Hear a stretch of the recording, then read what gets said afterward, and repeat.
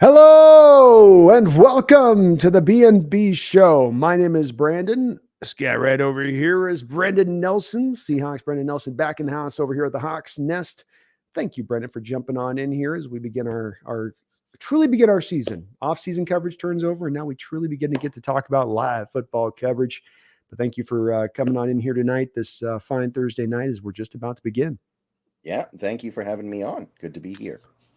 We got the opening match of the season here to preview in a second, with our Seahawks going up against a Rams foe that has been a bit of a pain in the rear since McVay has arrived there in recent seasons, but they certainly are looking more susceptible than ever for our Seahawks team to come out and not only take this game in this opening set, but take both of those games this year. Before that, let's talk a little bit about a couple of separate other items, though, here, Brendan, which is first off, we got some actual Seahawks news yesterday in regards to them creating cap space, converting the base of Jamal Adams to bonus, and creating and freeing up an additional $6.61 million of cap space, now giving them basically a functional $9 million of cap space to work with as we currently stand. So what were your thoughts on that deal as far as when you heard it? What kind of went through your mind first before we get into what this might mean? Oh, I think my first thought was there has to be some other move coming. There has to be some reaction to this. There's got to be a reason here, right? Because you have now reduced your flexibility with Jamal Adams going forward pretty significantly by making this move. Next year, he goes from being eminently releasable to not very releasable at all. So I understand this team loves Jamal and probably believes Jamal is going to have a great season this year and restore confidence in him. And I understand that. I'm sure Carroll loves him. I'm sure Carroll has this idea in his head of Jamal Adams spearheading an elite defense here. But we removed that flexibility when we simply didn't have to.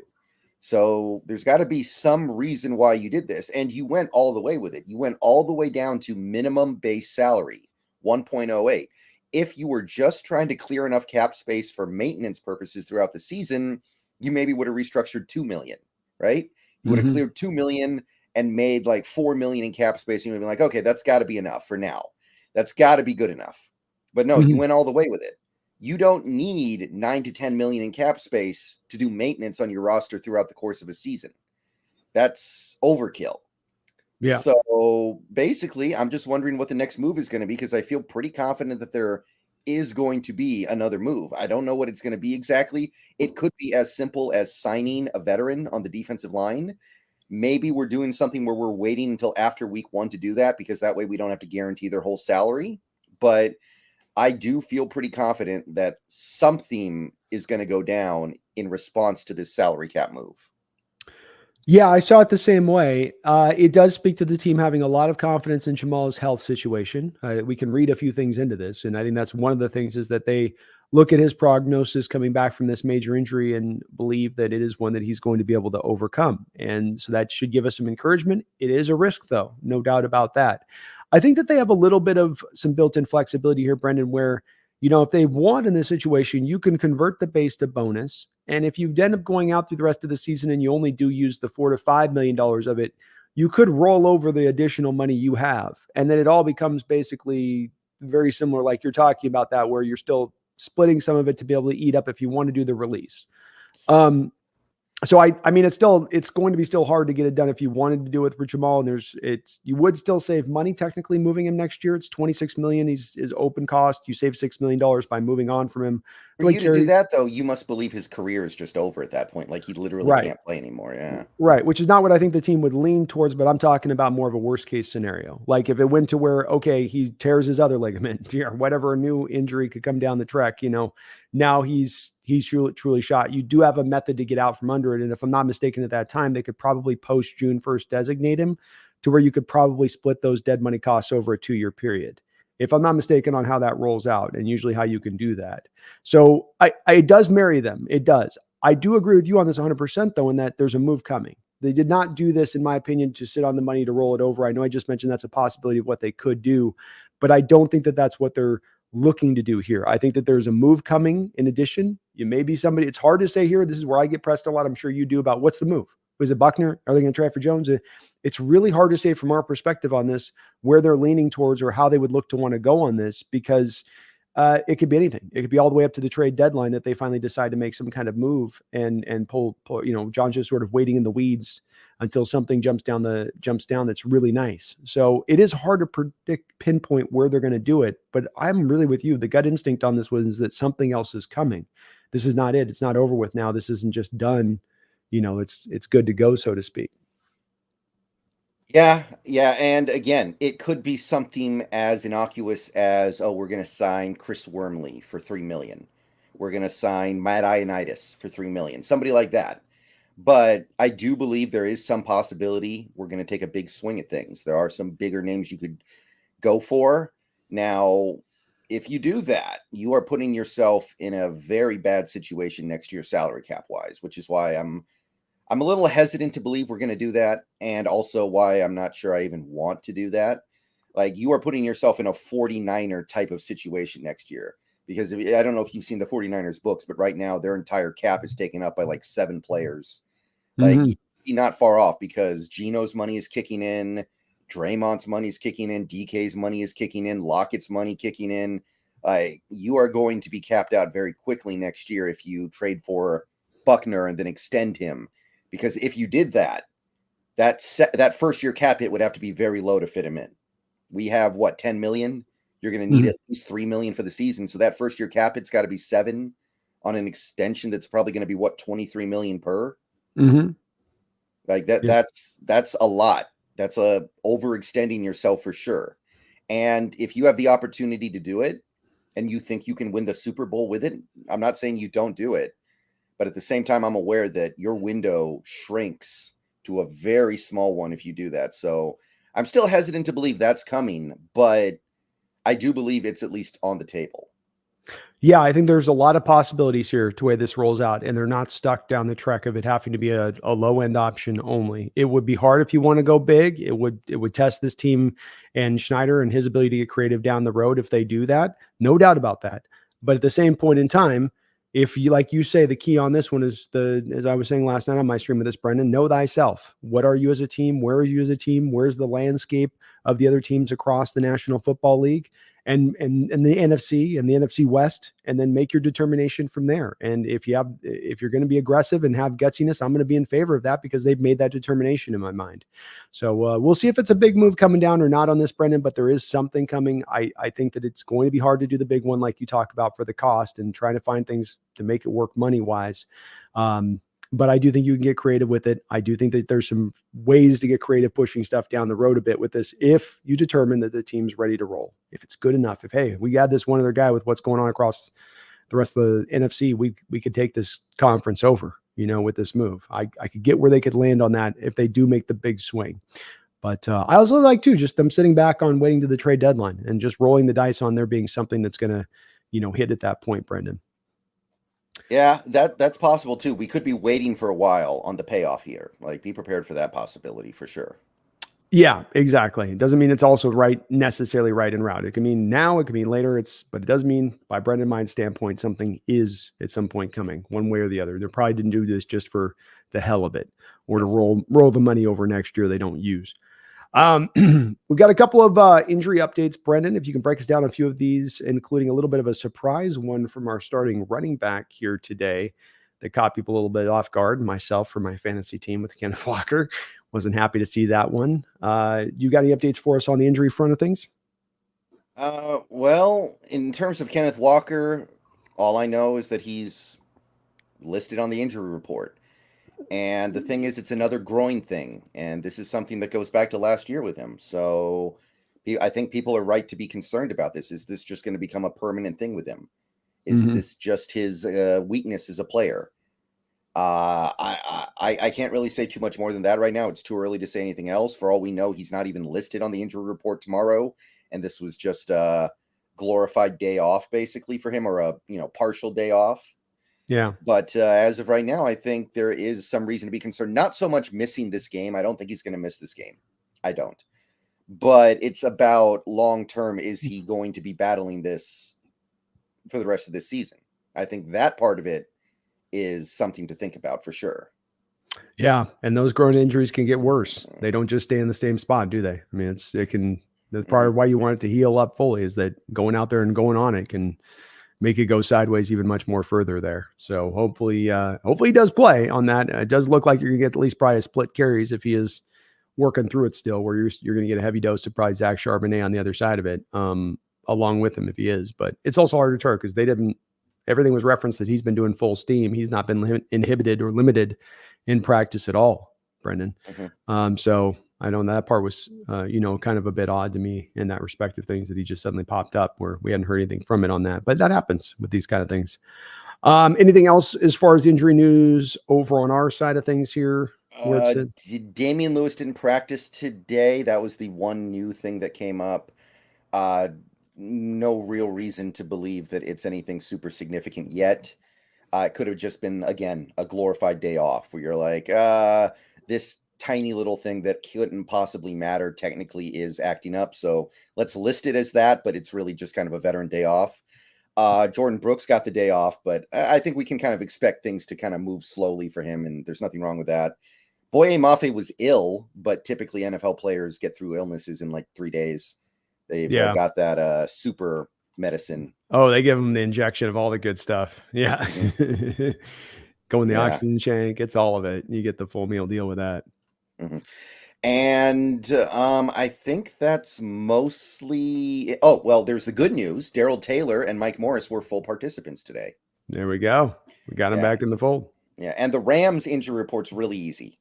Kupp is out, Stetson Bennett's out, and Hunter Long's out, and that's it. So their injury report's actually really, really simple to navigate. Very simple, very easy on that one to navigate for sure. It is in the shape it kind of is. So at least we know Stetson Bennett's not going to come out as a rookie and dice us up if Stafford gets something going on with his back and goes, just tears us apart as a rookie or some weird story like that. But they're not too expensive. But the Kupp one though, Brendan, that's a pretty big. That's a big hit for that Ram team, is it not? Oh yeah, it's maybe the biggest hit possible. Maybe at this point he may be their best player. I don't know. It's interesting debate there you could have with him and Donald. I think Kupp might be their best player because he still is pretty much in his prime. Donald, I think, clearly isn't. And also, you look at it, I think that Rams team is going to be kind of driven by their offense this year because of the coaching and because of where they do have a few decent players on that offensive side of the ball. They need to be able to score because I don't think they're going to be able to stop anybody this year. Yeah, I agree with you there. I was looking at their defensive metrics, Brendan, and we'll definitely be getting this on our breakdown. There's not a lot for them from last year to hang their hat on as far as, well, we do this, we get turnovers, or offensively we generate big plays, or we run the ball with a good level of efficiency. You go up and down on this team, backwards to front, left to right from last year, and trying to look to this season where they're even weaker from last year in so many respects. And it is hard as you work up into this game to find that fear point. But Cooper Kupp, Stafford, working with all these young receivers, he talked about, Brendan, he talked about having in training camp to get what he was getting, like name tags or something, wasn't he, for his receivers, something like that? Yeah, I heard about that. It was like he said, I can't connect with these guys because I'm part of a different generation or something. Yeah, exactly. So he was probably really looking to have Kupp there as the guy that he could really lean on him. We already know that he tended to lean on him quite a bit all the time as it was anyway. So, I mean, he loved Kupp. Those two guys synced up from the moment Stafford got there. Those guys were on the same page, and just kind of incredible there. So, well, let's start diving into this matchup. I think that, Brendan, this is a tough one for us to break down because from analyzing this from my perspective of it, I'm sure you feel much the same way. Rams have leaned into this tank, and they did so before you had Cooper Kupp out of this game. They've taken this team down to the studs. They're looking to rebuild everything from the top up here, or bottom up, and they're just getting started in their process. Rookies across the board, dead money on the books, old quarterbacks like Stafford, who you think are probably just one play away from being like, I think I'm about ready to call it a day here. Well, where's your fear level coming into this game? I mean, do you stand in here pretty supremely confident here? On this one, it's my fear level's low. I don't think it makes sense to be any other way. You look at this team, you look at the arrangement of talent or lack of talent that they have.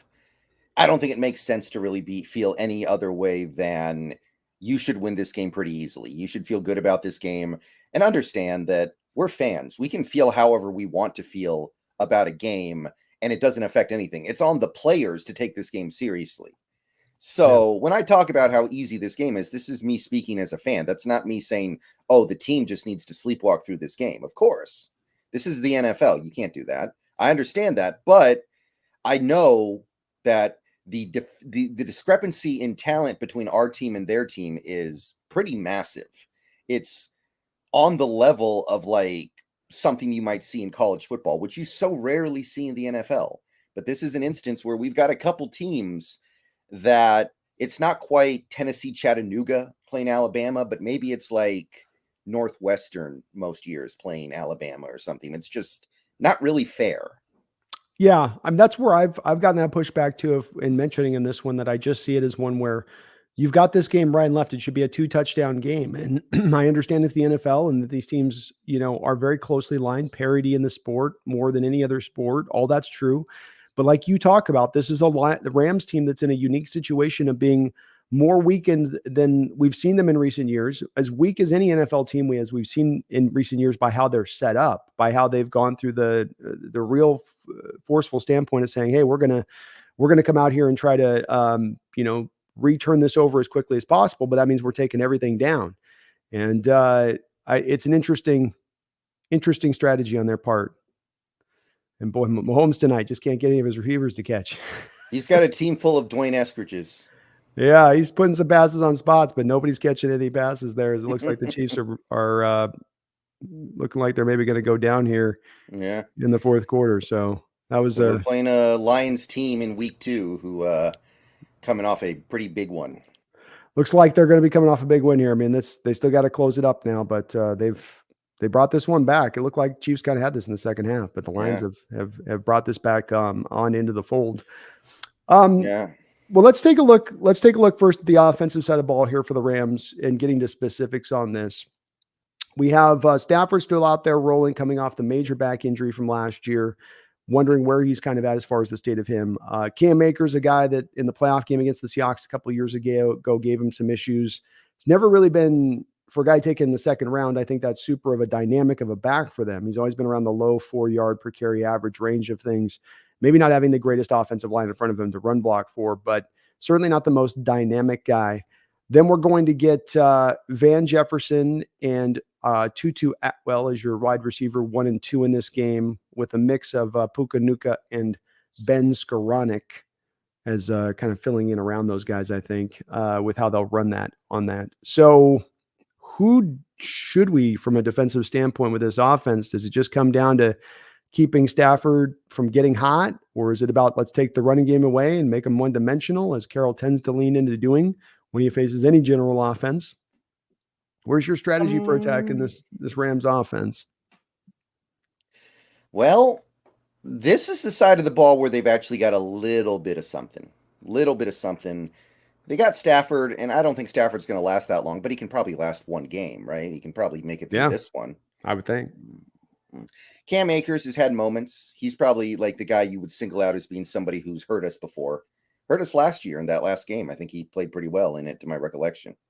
He runs hard. He doesn't get necessarily a ton of big plays. He's not a guy that's a throw, but he'll get you the 3, 4-yard, 5-yard runs, where if it's there, he'll get it. Yeah, and Van Jefferson, he had a decent season a couple years ago, like 800 yards. Decent, nothing over the top, giving you like 50 yards a game.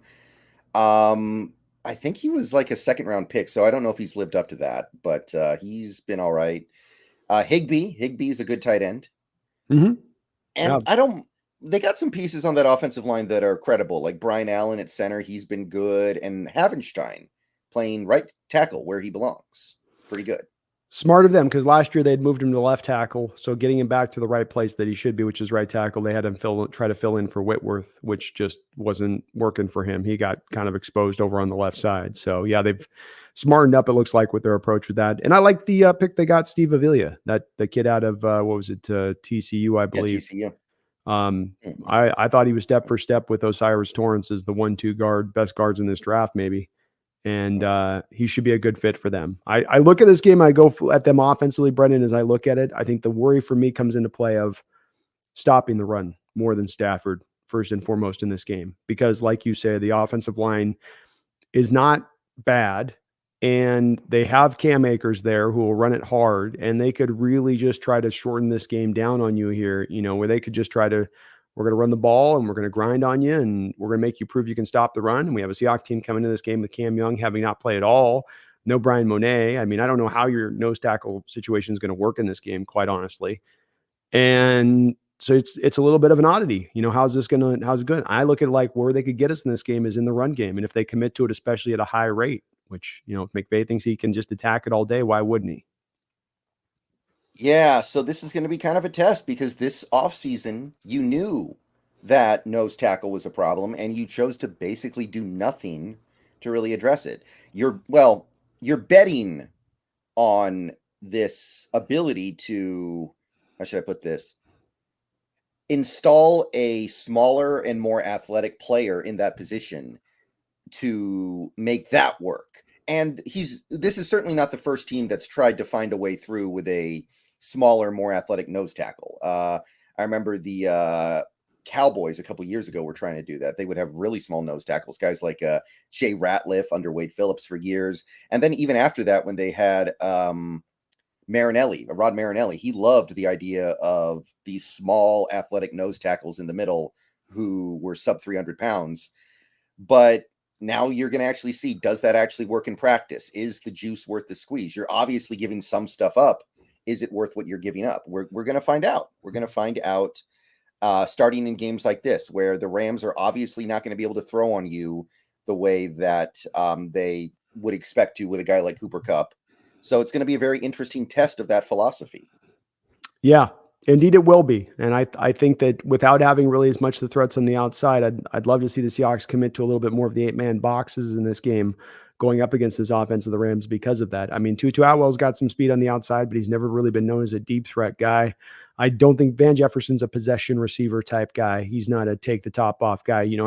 I want to force them to kind of, show me you can get over the top on us in this game. And I would love to see a little bit more of the cramped down boxes. If you're going to go lighter, commit a little bit more to me to the 8-man boxes at that print. That would be to me the transition you try to kind of commit to making if you're going to bring the lighter box down in there like they're going to do. But that's the part that I really lock in on. Stafford's a guy that if you forced him to be one-dimensional, he's always been a guy to me, even in games where he's going to throw for 300 yards, that he is going to give you a couple of throws a game if you can get him to throw for a high volume amount over the course of a game. You're going to get three throws that's going to hit your guys in the hands, and you're going to get an opportunity. Whether you intercept or not, it's on you, but he's that kind of quarterback. There's a few of these guys in the league that are like that, kind of that gunslingery mentality to things. Yeah, I think that's absolutely fair to say. I am interested to see what they do with Puka Nacua because he was a guy I kind of had my eye on in the draft, and I wonder what McVay is going to do with him because McVay's a guy who's likely to understand how to utilize somebody with a little bit of a unique skill set like he does with Skowronek, who basically plays fullback. Well, to your point, I think you look at Puka as probably being your Cooper Kupp role in this game because he is that skill set of that inside slot guy. And he was kind of a bit of a star for them throughout their camp period. He was really flashing. He was mentioned quite a bit with the Rams coming out of training camp. And so, he could be that guy that fills in for Kupp where they're actually able to get a reasonable facsimile for Kupp in this kid with what he can do and his skill set that he brings. He's an older player. He's one of those, I think, BYU guys, right? That's probably like 25, 26, something like that when he's coming in. But he's ready to roll then maybe also on the other side of that. He's a former Husky too. I mean, he was a Husky transferred. Oh, there we go. Okay. Mm-hmm. So I think it'll be interesting to see what this guy can bring from their standpoint because that's the place where he will fill in is for Kupp. And if they have a guy that can be reasonably fill in there for Kupp on that, and they can generate a little bit of a ground game, they can give the Seahawks team just a little bit of trouble this upcoming week, especially for a guy like McVay. Let's not undersell this part too. As an offensive mind in this league, really understands how to attack Carroll defenses, really understands what Carroll's trying to accomplish on the defensive side of the ball and how to counter that. And that's part of Carroll changing some of these ways with the 3-4 defense, a little bit more of a pressure-based maybe package, maybe more 8-man fronts, maybe less of the cover 3 all the time. But offensively in this game, stopping the run and then not allowing him to beat you with like flood zone concepts everywhere, especially Jordan Brooks in the middle of the field, which is something that McVay has hammered Brooks with at times when they've played in recent years. Right. Running two receivers that are basically holding hands through a zone, and Brooks takes the first guy, and then the guy holding the hand on the backside just stops in the zone, and he's there wide open for a catch. So hopefully, Hurt and the company are kind of building into plans this year in order how to maybe overcome that a little bit more better with some of the ways teams attack like McVay. He's been a very smart mind in that respect. Right. I mean, honestly, if you look at our last several matchups against the Rams, our defense has played fairly well. Their offense has not really gone off. Like last year, okay, this year and last year you can kind of throw out because their offense was so bad it doesn't even really, it's not even an accomplishment, right? Mm-hmm. But the year the Rams won the Super Bowl, the defense played pretty well in both games, especially the second one. The offense just couldn't get anything going, so they swept us. And I think the defense got tired because the offense kept going 3 and out over and over, but the defense played good. They played okay in all 3 games in 2020, including the one game we won. We held them to actually 9 points. That was a really good game. So it seems like Carroll's kind of sort of starting to figure this out a little bit. To at least it's not like it was in 2018, 2019, where it's just a complete beatdown on that side of the ball. So I feel like he's kind of figured some stuff out here. So hopefully that holds.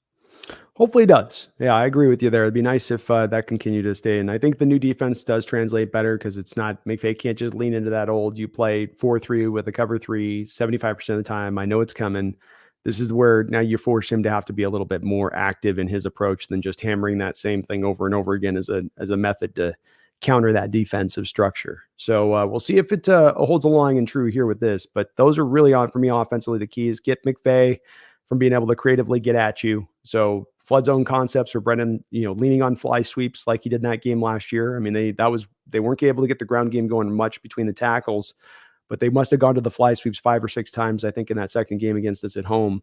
And we're able to get some yards off of it. And so, we've also got to play real disciplined as far as on those fly sweeps things and maintaining the gap integrity, because I think he's going to use that a lot this week as well. He's going to probably every trick in the book you're going to get from McVay this week that he's got.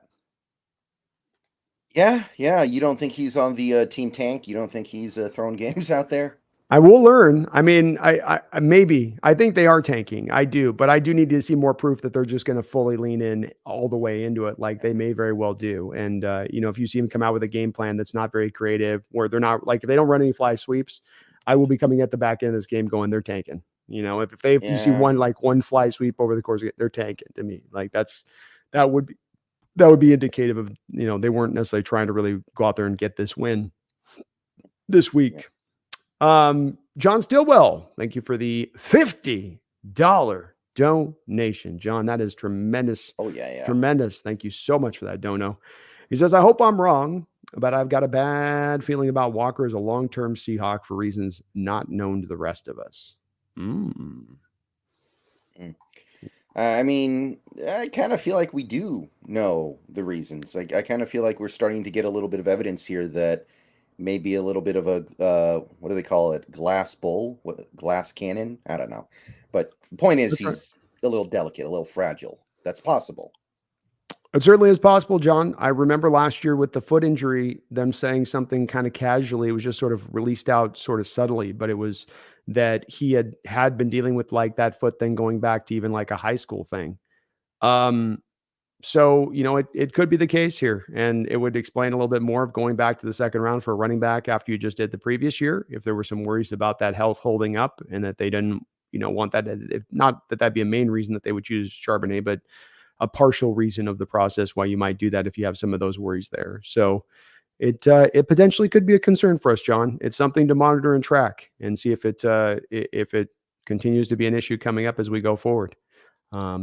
So I agree with you, man. And I thank you for the $50 donation, man. You're very, very kind as always on that. I think it's worth monitoring on this kid as we go forward, because you don't often see teams go back to the second round in the draft for a running back too often. I've trusted that it's a value-based pick, and that's what drove them to do it. But that's not to say there couldn't be some other reasons in there too.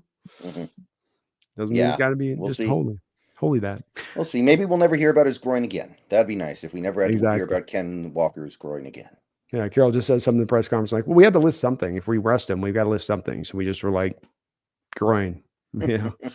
Right. Yeah, okay, makes sense. But we'll see, John. We'll see. We'll definitely, if he has a hard time being banged up through this year, I think we can start to get a little bit more of that feeling of maybe that's a bit of the case of what we're dealing with here, even just to a small degree. But thank you for the $50 donation. Starting us off right tonight, John. Starting us off with a bang. So thank you, brother. And I hope you're having a good night and not working too hard out there. Tony Borges Silva, thank you for the $5 donation. Our run defense is really going to get tested when we play the Lions. Gibbs has looked really impressive. He did play a pretty good game, and they're finding interesting ways to use him for sure. Yeah, they've got a little bit of a same kind of thing that we've got here with the lightning and thunder approach and taking that track with it. You saw that tonight in their approach with what they were trying to do defensively speaking.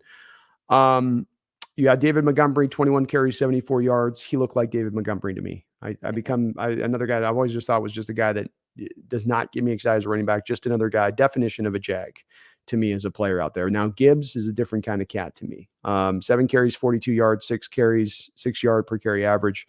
That's a guy that if they start to finally decide, let's give Gibbs some more carries than this other guy, that's where that rushing attack of the Lions to me gets way more dynamic. But that's a good offensive line. Ragnow down in center, Decker left, Penny Sewell on the right, guards that can clear some space up front. And as they showed tonight, they can stay committed to it. 34 carries versus 35 passing attempts. They stayed balanced throughout the course of this game. So, you can't just think, well, it's going to be the Lions are just going to throw it all over the football field and I can count on that. Not necessarily. But Gibbs is a good player. He's a really good player. I thought he had shades of Chris Johnson, like a Chris Johnson like gear to him. When he got up and going from 0 to get up to 100 miles an hour, it's like, wow, they get up there fast, Yeah, definitely. Thank you though, Tony. I do appreciate the donation on your side of things. So we got another one here. Got a little behind. Addison Shubble. Thank you for the $2 donation. Says Kelsey is enough to flip that game to KC probably. Oh yeah. He's talking about the game tonight, right? Yeah, so he's talking about the game tonight. Where if you're not as aware and you're just listening now, we had the Lions just took care of the Kansas City Chiefs 21-20. And a game where the Lions played a pretty good game. The Chiefs kind of let them off the hook. I feel like the Chiefs had a lot of drops in this game. Kadarius Toney alone had 3, including one that was taken back for a pick 6. They just kind of shot themselves in the foot today, did KC, especially the receiving core out there. Did Mahomes no favors. But yeah, if you have Kelsey, then Mahomes is probably targeting him 23 times in this game for about 220 yards. Yeah, Mahomes is like the guy in the Twilight Zone who liked to read. He's got this great offensive line, this super expensive, well put together offensive line, and he's got nobody to throw to. There's time now. Yeah. It's wild. You start going through the names. You got Kadarius Toney, Sky Moore, Rashee Rice, Scandling, but it's a whole crew of mid receivers, isn't it? It's like they've not gotten anybody that's really along the lines of being a kind of a game breaker out there. It's just kind of a bunch of like real solid dudes across the line. And I didn't see anything solid tonight. Yeah, I don't think they put their best foot forward. That's for sure. It was fun to watch. I was watching with Rashee Rice. You watched him early. And remember with Rashee Rice, his whole thing, I know you liked him, but the whole thing with him was the contested catch thing where he contested catches he can't catch. Yeah. Early on in the game, he has like a couple of contested catches, ball gets knocked out, and then he makes the touchdown score in the end zone, wide open, catches the ball. I had to laugh my butt off watching that. Yeah. Like, yep, that's Rashee Rice for you, man. That's that's what he gives you on that. So for being one of the best GMs in the league, I cannot believe they gave up a 3rd round pick for an obvious bust in Kadarius Toney. I remember right before that trade, we were talking about him, and I said, I think he's going to go for a 6th round pick. I really did think that's what he was worth. I did, and I agreed with you. I was in the same place. I thought that this is a guy that doesn't seem to love football, seems to love being a football player more than loving football. He seems to kind of, I'm sorry, that the amount of injuries that he had over there in his first couple of years with the Giants, it was like kind of the feeling of like, is he faking an injury here? And that's part of why they were willing to move him. They're like, I don't think this guy really loves football. And so he admitted he faked injuries with the Giants. Yeah. He admitted it after the fact. So it was weird always to me that they were staking their claim on Kadarius being somehow like their number 1 receiver, the guy that they were going to be able to now really retain the value from this guy and his promise coming out of college. But boy, he had 3 tonight, brutal drops where he's not got contact on him. He's not being jostled. He's just got the ball right in his hands and it's just going right through him. And in the case of the causing a pick six, where he knocks it up back to the safety, and Brian Branch takes it back for a pick six, where you're like, geez, not only don't catch it, you're going to give him a pick six back in the other turn. I'm sure Mahomes is pretty frustrated after that one, and I can't blame him. I'd be the same way. I mean, he didn't play well either, by the way, honestly. I don't think Mahomes played well. Even with all the receivers dropping passes, he did not look like himself. He's a little inaccurate tonight for my mode. Usually he made some throws tonight that usually he's a little closer on hitting his spots on, and he was just wildly off on a couple of throws in there, to your point on that. So I don't think he played a great game, but I mean, it was certainly more on the receivers on this one. If the receivers catch, they win this game. It comes down to that. And so I'm sure he's just begging Kelsey to get back as soon as possible, even if it's hyperextended. Come out here with just a leg cast, limp it out. I'll still throw it. You'll at least get another 7-8 catches. And we can make this offense work. But Chiefs are in an interesting situation this year. Everyone's taken for granted, Brendan, that they're going to be the number one overall seed, or that they're going to be that number one team out of the AFC in a tough AFC. But they've got some holes on that team that you could see tonight are real. The running back position is not very dynamic. Receivers are not very dynamic. There's no depth at the tight end position. The defensive line, in my opinion, is not that ferocious. It's pretty underwhelming. It's really on Mahomes to kind of carry that team through this season. And he's capable, but it's a lot. No, I got it on record. You can go back and watch my video a few days ago. I have the Chargers winning that division. I do too. I do too. Yeah. And I'm the same way. It just feels like they're in the better place and better position, and Herbert's on the rise, and he's got a better team around him. It's just too much on Mahomes centric at this point, and leaning on like a 34-year-old Kelsey. I mean, you could see this coming too, where it's like, you're still going to lean on him as this number one tight end. It's like, guy's getting old. He's had a lot of games played. You could see an injury like this hyperextension coming with him because he has played so much. And this might be a year they have to kind of reset the deal, reset the deck. How does that saying go? Something about the deck, not swab the deck. Moved the deck chairs around on the Titanic. That's the one. No, there's another one. There's a rescrub the deck or something. Yeah. Or they just pay Chris Jones and everything's okay again. That's true too. I'm sure it didn't hurt Chris Jones's negotiating power tonight when Lions were running down the throat of the Chiefs tonight. It's probably like, yeah, I'm getting my money. Yeah. I'm getting paid. I'm getting paid. All right. Well, let's flip this over to the defensive side of the ball here for the Rams, Brendan, and take a look at what they're dealing with here on the other side. It's not great. So Rams 19th last year in yards, 22nd in yards per play, 16th in most turnovers, 22nd against the pass. They were 13th against the run, though you do now lose Bobby Wagner, who was probably a big helping part of that to a degree.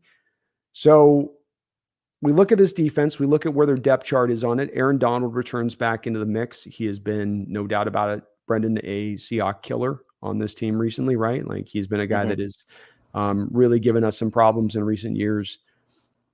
We flip it over the side of the ball. What is your strategy for how to attack this defense that is still a defense not very well aligned up, right? It's still a defense very young. I mean, not a lot of notable names. You mentioned the other day, like, what is it, Kobe Turner or something? Is their second best defensive player is what we determined the other day? It might be. I think Kobe Durant might be. Kobe Durant. He's the guy who had 2 interceptions in the Broncos game last year. He picked sixed Ripien. Brett, is it? Okay, which one's the son that's not good? And Brett or Mark? Brett. Okay, yeah, because Mark is the one who won the Super Bowl with Washington, right? Yeah. Okay, I always get them mixed up, which is bad because one guy was actually good and the other guy really isn't. But yeah, this is the side of the ball where things are really destitute. You look at this side of the ball with these Rams and lost everything. Yeah, it's gone. It's all gone. I mean, Brandon, let me read these names. Bobby Brown III, Ernest Jones, Christian Roseboom, Michael Holt, Darian Kendrick, Russ Yeast. Yes, that's a real name, Russ Yeast. And those are all starters. That wasn't just defensive players on the Rams. Those names I just read you are all starters on this Rams defense right now. Oh my goodness. Yeah, and you think back to those 2 games we played them last year. Think about their elite, their best players in those 2 games. It was Bobby Wagner and Jalen Ramsey. Bobby in the first game, Ramsey in the second game. Both those guys are gone. Yeah. Ashawn Robinson, that guy's gone. Greg Gaines, that guy is gone. Leonard Floyd, that guy is gone. Taylor Rapp, that guy's gone too. I don't know where he went, actually. I don't know where that guy went off to, but he was a pretty good player for them. He was a pretty good safety. He's gone too. Everything that they could lose, they lost, and they're down to guys who can't really go anywhere because they were on rookie contracts, and Aaron Donald is still hanging around. About the only acquisition this team made in this offseason of any note at all is Akella Witherspoon, our old friend, who did play decently for Pittsburgh last year. So maybe there's a little something there, but it in no way offsets what this team has lost. And this is the side of the ball where I think we're going to see the Rams be a maybe historically bad unit, because there's just nothing going on here. They got Aaron Donald. He's by far their best player. And I guess Laurel Murchison played pretty well at the end of the year last year. I remember he was actually killing the Broncos when they played Denver on Christmas. Michael Howitt actually had a good game against us in LA last year. He had 2 sacks on Geno.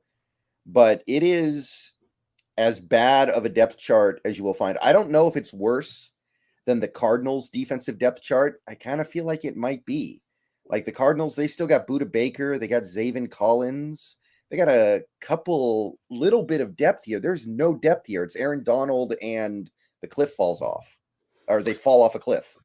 It really is. And right now you got Akella Witherspoon buried on the depth chart behind 6th round pick Darian Kendrick, which again, you want to talk about signs of going and tanking, right, Brendan? Subtle signs that that's what they're leaning into. It's like, I'm not going to buy Darian Kendrick's probably better than Akella. Not that I like Akella or think he's all that good, but this is a guy you're going to probably be able to attack quite considerably on the outside if that's going to be the starter for them.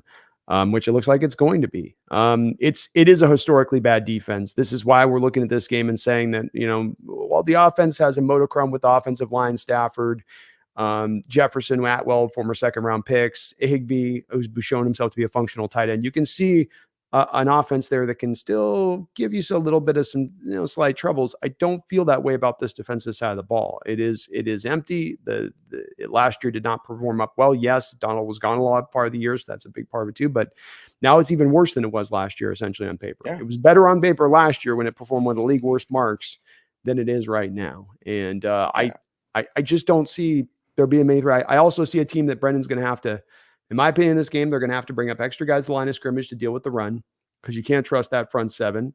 And then you're going to get those open shots on the back end, and you're going to get the opportunities to really hit some big plays in this game, in my opinion. I know that with the way that Raheem Morris runs this defense anyway, in his style of Fangio defense is to run a little more aggressively as it is. I think this is just going to create more holes for you to be able to go attack, and it's not going to need to be as much of you just sort of slowly matriculating the ball up the field, but more of you having those moments in this game, 3 or 4 moments where you're hitting some real big shots, if not more than that, because you're just attacking those holes. There's going to be miscommunication. There's going to be rookies that are going to be blowing assignments. And when you're running those 8-man fronts down there, you need everybody to be perfectly assignment correct on the back end, right, Brendan? Because there's not the extra coverage on the back end to then handle if somebody gets loose and you got nobody in the zone who's supposed to be in the zone. That's where you get those broken plays and Tyler Lockett running free, looking around wide open, like, really? Okay.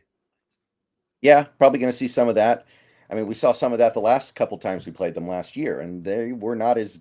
I think even with all the injuries, I think this Rams team is worse than last year's Rams team, because that team did get 17 really good games out of Bobby Wagner, to the point where some people have even suggested Bobby had his best season ever last year. I don't agree, but it's at least an argument. It's an argument you can make that has at least some legs to stand on. And the defense really was the thing that was keeping the Rams afloat last year. They had an okay defense for most of the year. It was the offense that was completely poverty. Yeah. So the fact that the defense lost all this stuff and didn't really restock with anything, like the only thing they really restocked on were rookies and I guess Akella Witherspoon. That should give you a clue of how bad this team really should be this year. And not even necessarily highly drafted rookies as far as the defense, because you were down a 1st round pick. You went with Steve Avila in the 2nd round. So, and they've been down picks in recent years as it is as well. This is a little bit of feeling the force of having dumped those picks in recent years for the players to win now. this is what happens is you can end up with the roster of not very much left here to work through and go after. So this should be a defense that they are able to slay all game long. Should not be one you have to just wear down. Should not be after one that you have to deal with playing conservatively or worrying a lot. I would like to see, Brendan, a conscientious decision from our offense to double Aaron Donald. I think that's been something that's really stood out to me in playing Aaron Donald through the years, is that this team has been weirdly disassociative of wanting to run any double team blocks to Aaron Donald. That they'll run it every once in a while in a game, but for most part, right guard, left guard, you're going to have to handle your business there. And then now in doing that, you've allowed Aaron Donald to have most of his success more than any other team in the NFL against the Seahawks. So to me, there's a little bit of let this inform you a little bit. Don't let this one guy who's killed you so many times, who's the only guy on defense who can hurt you, who can harm you. Don't let that guy be the guy to go after you here. And I hope the coaching staff learns that lesson a little bit on this one, where there's nobody else that you're gonna have to fear on this defense, just this guy. Double him all day, wear him down, hit him with those 2 blocks over and over and over again. He's older as it is already. Just you're going to have out for a lot of plays. The offense is going to be successful. I would do it 24/7 just about in this game. There's really nobody else you got to worry about. It's not like last year, 2 years ago, when you had to worry about Leonard Floyd and Von Miller. Yeah, exactly. Or Ramsey, like you said with Ramsey too. Like you had to worry if I throw Ramsey, he might pick it over there, even with DK. Mm-hmm. Yeah.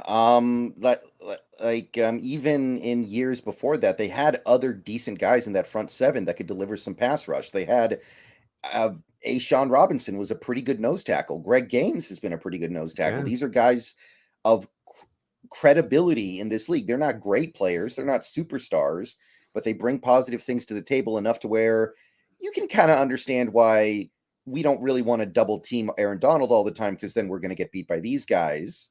But there's nobody on this team that should be able to beat you just because you single cover them other than Aaron Donald. So if we don't do it here, I guess it's just against our religion or something. Yeah. I just think coming into this game with as lighted as it is on this Rams team, Brendan, well said, you can't let this guy be the guy to beat you in this game. If you lose this game to other places, other people, other guys, fine. I mean, I'm not happy about it. I don't think they should. We're much better than this team. They're in tank mode. There's no way they should be beating you at home game 1. You don't even have the factor in this one to me, Brendan, of them being a matchup you overlook here. That's been something that's been mentioned in my chat of, well, they know the Rams are so bad, so now they're just going to maybe be overlooking to like Detroit next week. And I go, no, not with the opening game of the week, opening game of the season. That one everybody's up for. That one everybody's going to be going full tilt for. So even that you can't fall back into. But just don't let this game wrecker, this guy that's been the best defensive player in football for the past 10 years, the guy that's done the most amount of his damage against your team in particular throughout the course of that time, don't let him do that to you here again. Try to fix that mistake. Try to get that error resolved as you can. And you can control it with a double team block, because Aaron Donald is nowhere near as effective if you do double team him. Like you say, though, what it is that he's usually a 3 tech, or I know it's a 3-eye guy, but when you have a nose tackle, that's the guy you have to tend to double team. So if you pull it to Donald, you tend to have to pull the double team away then from the nose tackle. But like you said, now they don't have Ashawn, they don't have Greg Gaines anymore. There's no longer the nose tackle there you got to be as worried about. So you can feel a little more confident to drive those double teams in Aaron's direction, in my opinion. And then I just hammer him right at the point of attack. I just go right downhill. When you bring Charbonnet, just go right at Donald's gap on a double team, and just try to wear him down. Yeah. He's all that can hit you on this defense. Yeah, I remember last year I think it was week 6 when the Cowboys and Eagles played. The Eagles were doing some really creative stuff, throwing it at Micah Parsons to neutralize him, just hitting him with multiple guys on each play, hitting him with different guys who he wasn't expecting to be involved in blocking him. And he didn't do anything in that game. He was completely out of that. And they just game planned a way to neutralize their best player. And I stuff like that can be done. It's like back in the day, going all the way back to Joe Gibbs, finding a way to make Lawrence Taylor not so unstoppable with his what was it? His H-back sets, I think it was. A lot H-back and a lot of counter runs. So, catching, you got a guy like LT that's want to be super aggressive. And so counters are, the run play looks like it's going here, but then it goes over there, and it's slow rolled to its setup. So he would run those counters, and it would be where you'd catch LT going to where he thought the first play was going, but it's actually going over here. And then they had a good running game also, right? They had the hogs, and they had the good backs, so they could get that done on that other side of it. But that made it more tougher than on those teams that want to be aggressive at that point. Right. So you got to come up with something like that. You got to find some way to make sure this is not the guy that beats you. Like if we get beat because Bobby Brown the third is actually Vince Wilfork 2.0, then So be it. I can kind of live with that. I guess that's like losing the lottery.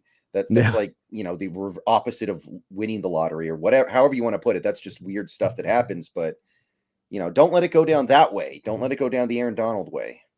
Yeah, I mean, you don't feel good about it if somebody else beats you, but don't make it the guy that's done this kind of damage to it. It's the same thing I'd like with your baseball. Brendan, you got a guy that's a hitter like Trout coming up, and there's nobody on base, and this guy's killed you in the Angels against the Mariners throughout his career. Walk that guy. Just walk him. Just let's not let that guy be the guy to take us down here, right? They don't even make you throw the 4 pitches anymore. You just point. No, just point. Just be like, yeah, you know what time it is, Mike. Come on, you're not doing this to us today. Not again. With many years of this, no more. Oh, yeah. So, real quick, I just want to point out here that on the ESPN depth chart for the Rams, they don't have a kicker listed. I'm looking at it right now. They got a punter, they got returners. There is no kicker. So, do the Rams just not have a kicker and they're going to go for 2 every time they get a touchdown? Like, what's going on here? Well, if we're looking for signs they're tanking at this point, if they run out and they do that, then we absolutely know that okay, it's tank time. Like, this is, come on, you're not gonna have a kicker. Like it's, people have been pushing back about it on this with both the Cardinals and the Rams on me saying as much as this is a tank. And you don't see tanks in football very much. You really don't. You see at times teams kind of softly lean into it. You'll have times there's been notable teams like the Browns with their own blah, blah season with the owner or the Miami's owner trying to pay Flores to lose games. There are those slight little moments that come out, but for the most part, year in, year out, there's years we go through, Brendan. I think it's fair to say that there's whole seasons that gone through in recent history where there's not been one team that's tanked. Teams have ended up bad, but they ended up bad trying to compete and trying to be good at the start of the season with their roster building. They just fell short. Mm-hmm. Yeah, I mean, players don't tank, right? Like, Byron Young doesn't care if the Rams get Caleb Williams, right? Yeah. A guy like Ronnie Rivers or Kyron Williams or these guys don't care if they get Caleb Williams in the draft because they're going to be gone. Mm-hmm. That has no effect on them. So it's not about the players saying, "Oh, we want to tank." It's about the organization tanking. There are things that you do to enable a tank. You don't spend any money in free agency. The Rams did that. You let all your outgoing free agents just go. The Rams did that. They kept nobody who could have gone. Organizations can tank. I think that happens fairly frequently. It's just the players are not going to be cooperating with it. You just kind of mastermind your own way to doing it without the players openly just rolling over on the field because they're not going to do that. Yeah. You set the stage. You set the stage for their failures to come up, and they'll play hard. In fact, you're trying to get them to play hard because you wanted to build off the eventual foundation moving into the years further when you do turn this thing over. But the Rams have, as hard as any team in recent memory that I've seen, the Cardinals are doing this as well, have leaned into this tank. There's a soft leaning into it. There's some subtle things you can do, but then there's the hard leaning into it, like not having a kicker announced 2 days before the game. There's like little things like that can come up on this. Yeah, do you remember when Sue kicked for the Lions in that one game because their kicker got hurt? I don't. Yeah, there was one game where he kicked an extra point. I think he made it. He might have missed it, but their kicker was hurt, so they literally just went around and was like, "Okay, who's got the best chance of kicking?" And Sue was like, "I'll do it." But maybe the Rams are going to do something like that. It's weird they don't when those situations happen. They can't as often go to the punter. Seems like the punters aren't as natural in just being able to do that. Yeah, you would. I mean, I guess you kind of figure at that point out we're going to miss it. Let's at least make Sports Center. Yeah, exactly. Let me creative with the 300-pound man running up to the ball. Somebody mentioned in the chat they do have Brett Maher on the practice squad, so they'll probably elevate him before the game. And yeah, I guess. Ooh, boy, he could hit like a 70-yard field goal to beat us, or he could miss like 3 33-yard field goals so we win. It could go one way or the other. You never can tell with a Brett Maher. He's a little bit of a wild one at the kicking position on what you're getting. Seahawks Gaming, thank you for the $2 donation. I do appreciate Seahawks Gaming. He says the Chiefs are tanking for Caleb Williams. and he's already fell out of love with Mahomes. He said, I got to get my next one. You're too old for me. Well, I'll tell you. Did you hear what Caleb's camp said the other day? I did. Yeah. Like that sounds almost like a direct shot at a team like Arizona. I'm Oh, sure yeah. he'd love to go to LA. I'm sure he'd Yeah. love to be like, stay in this city, stay in this state, play in that, giant Sodom and Gomorrah style arena stadium, like just this. I'm sure he'd love that. He'd love to play for the Rams. But if it's the Cardinals, there's precedence for this, by the way. In 2011, Andrew Luck could have come out and declared, but Mhm. he didn't. And it's widely believed he didn't because he didn't want to play for the Panthers. Yeah. Well, Yeah. we also got the Eli Manning situation too. Yeah, that's like where the guy came out and was like, "Oh, screw you! I'm going to do what I want anyway." But yeah, that's possible too. Man, That's could you where imagine if the Cardinals drafted him and traded him? That would be insane. Well, that's what I see happening here is what they're doing and what the father's doing here. And I'm sure what their camp's doing here is I don't buy Caleb coming back for another year of college. I believe that the NIL opens the door for this to happen, Brendan. To your point, it does. Like you do now have a potential where a guy like Caleb, especially in that LA market, Brendan, and maybe he can make 5 million a year, 10 million a year, coming back for a final season. Certainly is possible. And that puts that along in line with what he'd probably make on a yearly basis, even as the number one overall pick. It's probably pretty damn, pretty close. Mm-hmm. I think what he does, though, is he does the Eli Manning route here, where it's not, I'm going back to school, but it's, I will go back to school if you pick me, or you can trade me and get some assets back now for me for doing this trade. And the Cardinals come to it and they got to go, okay, what do we want to do? Take the hard line stance and lose nothing for him and then have to take, Drake May at that point and blah, blah, blah. Or, acquiesce to his request at that point, like the Manning family got the Chargers to do as well. And I think unless you're just kind of, and look, I'm not going to understand how dumb the Cardinals organization is. I mean, I don't know if you've been watching the Gannon stuff, but it's like, I mean, they hired that guy, so anything's possible here. But I do Right. come back and say that he probably forces them to move him, and then the Cardinals just move him because the Cardinals will be able to get a haul. I mean, that's the thing about this is if they do want him, if they do it, they will.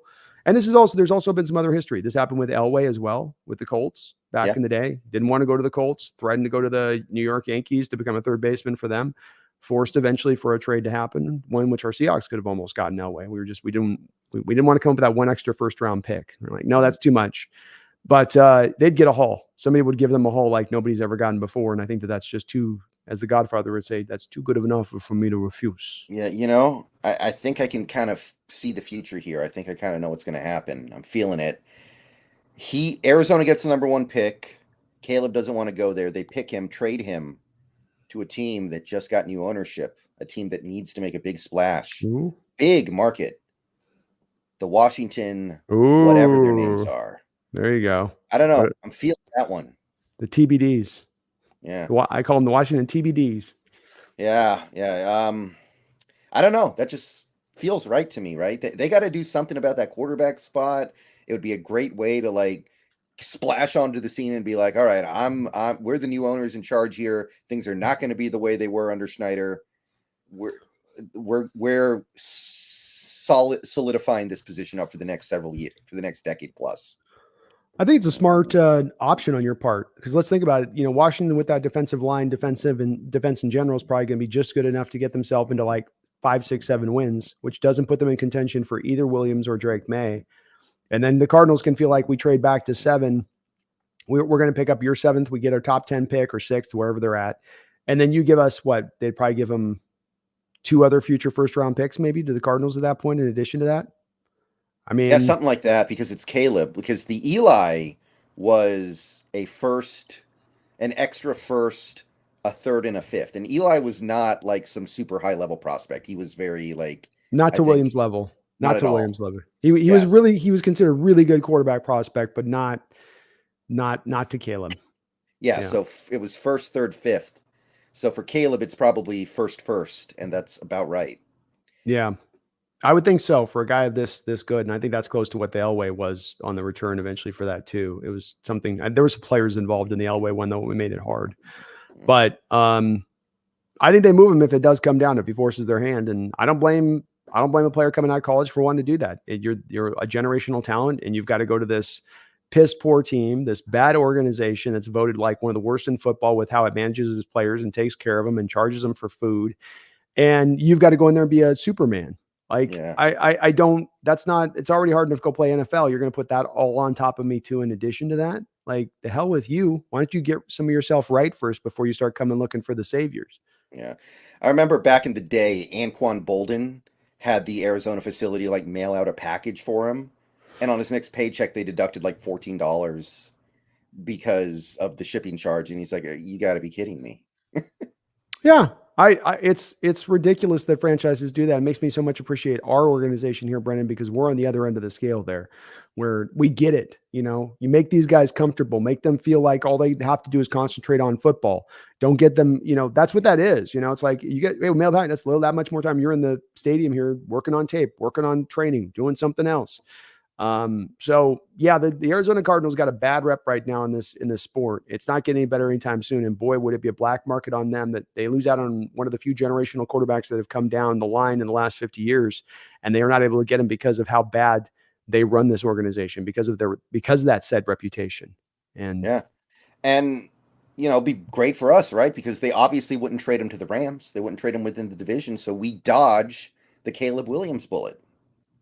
Exactly. Yeah, I don't absolutely do not see them going and giving him to the Rams at that point. That would not happen. I think your Washington team's a good one. There's a couple of them out there that I think could be those teams willing to jump. I mean, they'd have a line of teams. That's probably why I think they get the 3 first-round picks too. Is there'd be a good 5-6 teams willing to pay that price, and they'd have their suitors to kind of go through. So yeah, it's pretty funny Seahawks gaming, but I like to see Caleb doing that. I'd like to not see Caleb in the NFC West, Brendan. That would be. Yeah. That would make me happy. I think that guy's the real deal. Did you see that one throw he made down the sideline the first week where he's running the sideline and he's about to run out of bounds, and then he throws it running and puts it right up, looped up over the top to the receiver on the play? Just insane. You think he's a better prospect than you think he's a better prospect than Mahomes, right? Like that's the comparison everyone makes, but he's better than Mahomes as a prospect, isn't he?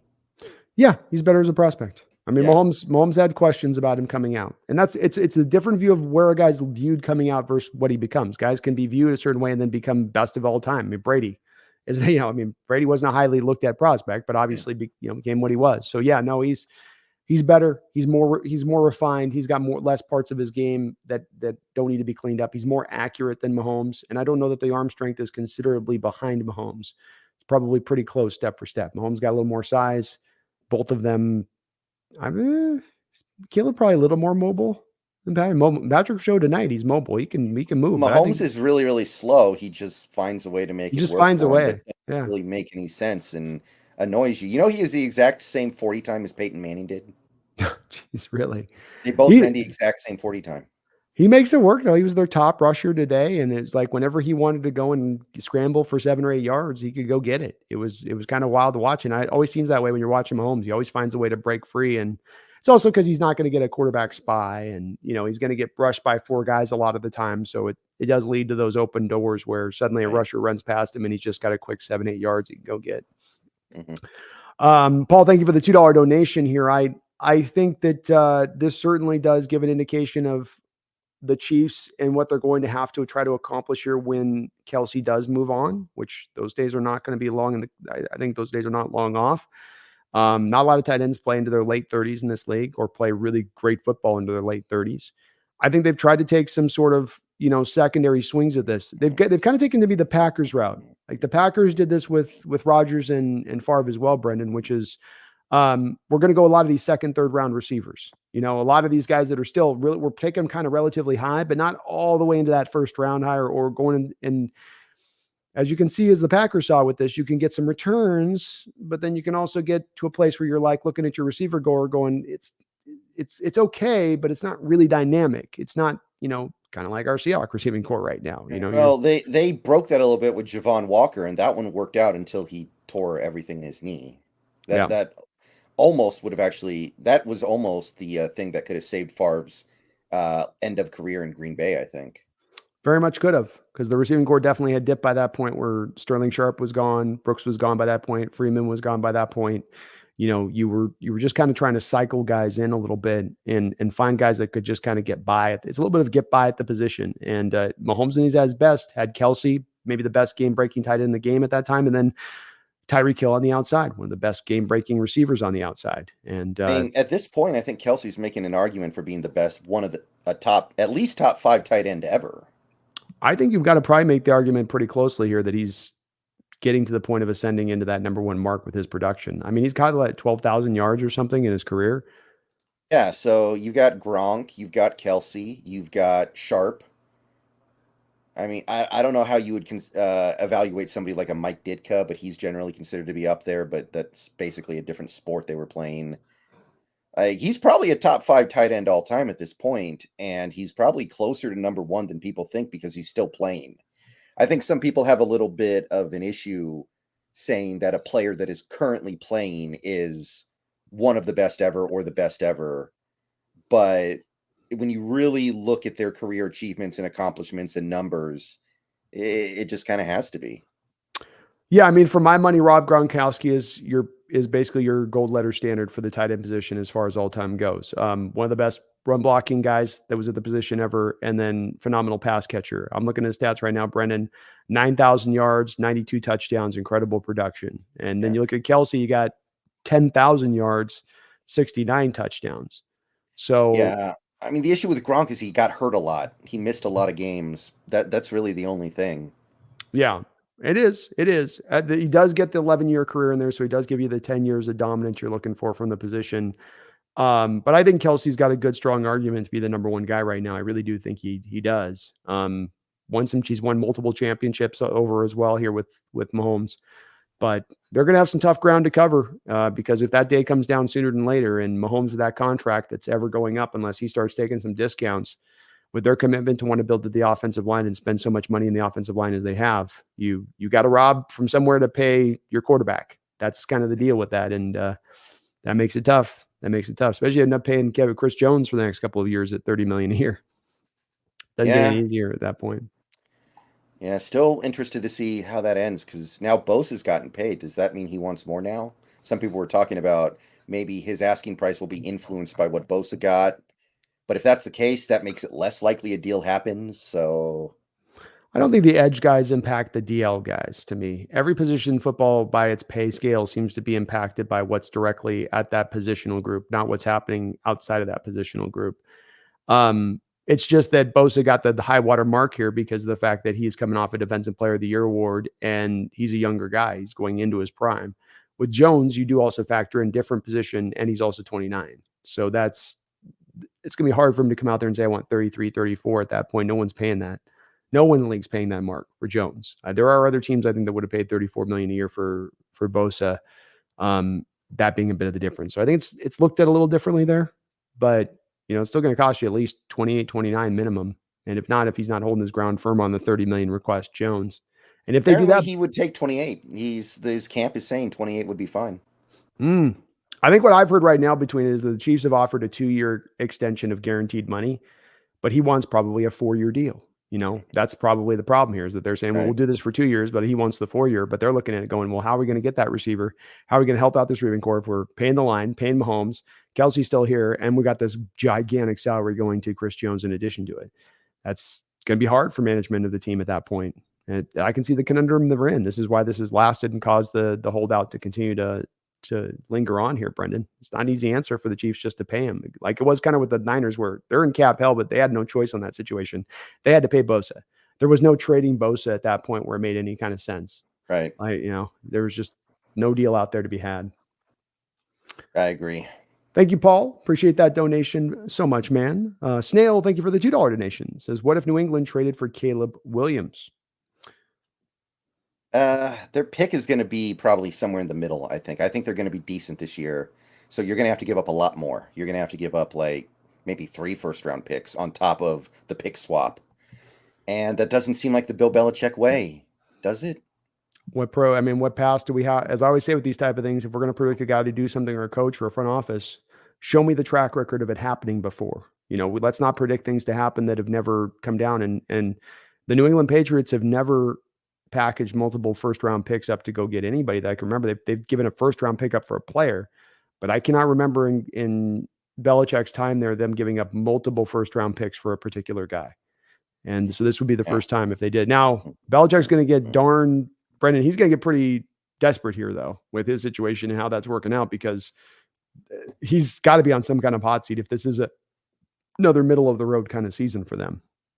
Yeah, and it probably will be, but I don't think that would be his solution. That's it's just too much, especially when you don't even like Caleb Williams. I know he's this great prospect and everything, but if you put him on that New England team, I don't think that suddenly makes them a Super Bowl contender, especially not as a rookie. So that at least one of those picks you're giving up is going to be pretty juicy. Probably it's not going to be some super late pick. Probably more than one of them is probably going to be a pretty decent pick. So I don't know. It just doesn't seem like something that would happen. The problem here, Snail, is the mid-road state of things, because there will be a team in the top 10 of the first round who's bad, who needs a quarterback, who will give up exactly the same draft capital of New England, but who is still giving then Arizona that first pick that they get at the first pick they get, the most cherished one that they can count on. They know is a top 10 pick.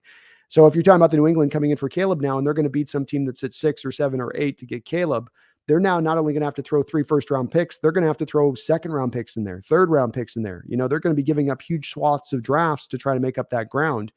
Coming back around, I just don't think that that's a Bill Belichick way of doing things. He'd love to get that kid, but I think more Bill Belichick is looking like Schneider would look at this draft class, saying, look at the second, third, fourth rounders all the way through here in this draft class of quarterbacks.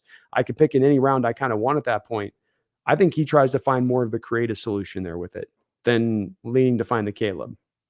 Yeah, next year's QB class is going to be really good, by the way. Mm-hmm. You can find an interesting prospect much later than Caleb. You can pick in the middle of the first round and get Joe Milton. You can get Michael Penix. You can go deeper than the first round and probably get Cam Ward. You can get so many guys. Yeah. There might be more than 20 quarterbacks drafted this year. And not because they have to be drafted, but because they're so good, they're worthy of being drafted. Exactly. And it is a guy in Belichick that does still have McCorkle Jones there too. I mean, we can talk about it as well. It's like McCorkle, he had about a year last year, admittedly, and I'm not a big Mac Jones guy at all, but we also had the defensive coordinator is their offensive coordinator last year. Remember when they tried to do that? Matt Patricia was going to be your offensive coordinator last season, and we could see that one coming. This was going to be an ultimate failure. That's not, to me, emblematic of the quarterback being bad. That's that you have Belichick having a complete brain fart moment where it's like, now I'm going to just make my defensive coordinator offensive coordinator. We'll just all be offensive coordinators. We'll just all run it. We'll just all do it. So that's how we'll do it. Didn't work. Now they got back in with Bill O'Brien back in the house, and I think there's a good chance that he can maybe at least get McCorkle to a functional state. Yeah. I mean, Mac Jones is pretty decent that first year. It was okay and nothing crazy, but he got to the playoffs. Yeah, your point about there not having a lot still stands.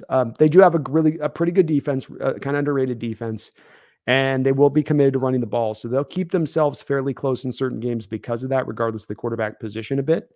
But yeah, we come back to where it's middle of the road. They're somewhere in probably the low teens in drafting and where they're picking, and that's just not going to put them in play for either making the trade or getting Williams just trying to straight up pick him and grab him. Yeah. Right. Thank you, Snail. Appreciate you for that. Jason Tudor says, the NFL wants Caleb Williams in LA. Well, I mean, there's only so much they can do to influence it, right? Like if Arizona ends up with that first pick, it's not happening. So does that mean the NFL would rig games against the Rams to make sure they lose every game so they have to get it? I haven't checked my NFL script lately, Brendan. I'm still on page 10. I'm still on the first couple of weeks of the season, so I haven't gotten to that part yet. Yeah, I mean, might we see some officiated games where they don't get the benefit of the calls that they got? Like, let's say, Brendan, when they were in their Super Bowl run, and we were seeing some pretty dodgy calls even against our Hawks. You remember the DJ Dallas game at the end where there's the PI that goes uncalled, the blatant one. We had a couple of those moments where it was kind of like, still suspect here. Not good. Not good. Some smells here, NFL, and I think you're trying to make LA a thing. Look, LA, they would love to have that as a perfect. If you had the NFL, no doubt about it. You talked about what would be best for advertising, what would be best for revenue, what would be best for the NFL as far as raising the star of it. Getting him out into LA with McVay would be a match made in heaven. But it's going to be hard to manipulate that. It's going to be hard because there's so many. There is teams like, there's the Cardinals there. There's the Raiders there. Raiders are sending mental health people to the homes of their players right now. You want to talk about bad omens for an upcoming season? Maybe your second best defensive player, I guess I should say. There's a couple teams out there that might be in this competition for being the worst team, even as hard as the Rams have leaned into this tank. This has got a year in particular, Brendan, where I know parity is the thing, but I can look at 4 or 5 teams where I go, I don't know that I see necessarily an easy let's say 4 wins on their schedule. Mhm. Now they play Arizona twice, right? That's So that true. could end up being 2. But other than that, I mean, do they play the Colts? I feel like they play the Colts this year because if we're playing the Titans, I think they're playing the Colts. So maybe that one, Let me take a look. and then you're pretty dry. Let's see. You got the Cardinals. You're right. You're at the Colts, Yeah. Okay. and that would be, yeah. They got a pretty, for being a team that wasn't good last year. Their schedule's pretty tough. Bengals, Eagles, Packers, Mhm. Browns, Ravens, Commanders, Saints, Giants. Of course, the Niners Yeah. twice, Hawks I twice. think their first 5 games are against elite teams, which is another reason why hold out Cooper Kupp, because you're not going to win anyway. So that may have, if they put him on IR like they're talking about, that's probably part of the reason. I mean, if I'm them, I would be putting him on IR all day. What's the point of having him try it out there? You're not winning anything this year. You've had a couple of years where you've probably overused him a little bit when you factor in how much you were targeting him on top of the playoff runs that he had. He could stand to probably have a good year and a half where he gets his body back to being freshened up. And if you happen to, clear all this money off the books after this year and you can go get your quarterback next year, who's to say you can't turn this around, a little bit faster at that point? I think that's very much possible. As bad as they look right now, Brendan, the turnaround to me is much more quickened if you as a team embrace that turnaround and say, let's go all in. Let's take it down this year. Let's, eat all the dead money this year. Let's offload the assets and return what we can get, whatever we can get for those guys. And I think that they did that this offseason. So that will help them, I think, in getting this motored back around the back in the right direction for them. It's better than what some of these teams do. Yeah, some of these teams, it's that in between phase, Brendan, I always talk about, where you think you're a contender, but you're not, it's like the Saints right now, Saints aren't winning anything, but they talk themselves every offseason into like, let's go 70 million more over the cap next year and how we'll plan it out, because this will be our year. This will be the one we make it through here. It's like, no, just know where you are and where you're at and what you're doing and how far away you are. Don't talk yourself into it, it seems like they have. Thank you though, Jason, for that $2 donation. I appreciate you. Team Money Israel, thank you for becoming a YouTube member of the channel. We just did a member-only show here just before me and B&B went live here. So we do those weekly on Thursday on my channel over there, Team Money. But keep an eye on your community post as we'll be doing more of those kind of member streams and whatnot throughout the course of this year. But thank you for becoming a member of the channel. I do appreciate it. Welcome aboard. Team Money is real. Team Money's real, baby. Let's go. Having a good night out there. And folks, please do hit that like button if you could. Get over there to Seahawks Brendan Nelson's channel if you could as well. Get subbed up there, all that good stuff. Upo with a $5 donation. Thank you, Upo. I really do appreciate it. He says, no comment, just appreciate the discussion. Hope you guys keep doing these. Okay, I guess that was a comment. It is. It is indeed. But that's a good comment, though. That's a great comment, man. No, me and Brendan love doing this. I'm not speaking for you too much on this one, Brendan, but we definitely love doing this, man. No, I can't stand this, man. This is like torture. Every day it's kicking and screaming. I'm on the phone with him. I'm like, come on, man. The people want this. You got to give it to him. And he's like, no. He's like the rock star behind the curtain. Like, I want some green Skittles and then I'll go out. It's kind of one of those things. But no, we love doing this, Upo, and it's something that absolutely twice a week we'll be doing this in the future. And if we do have an emergency stream, if our Hawks do make a trade, I'm sure we'll be doing an emergency stream to discuss it as well. So you can count on, man, continuing on in the future.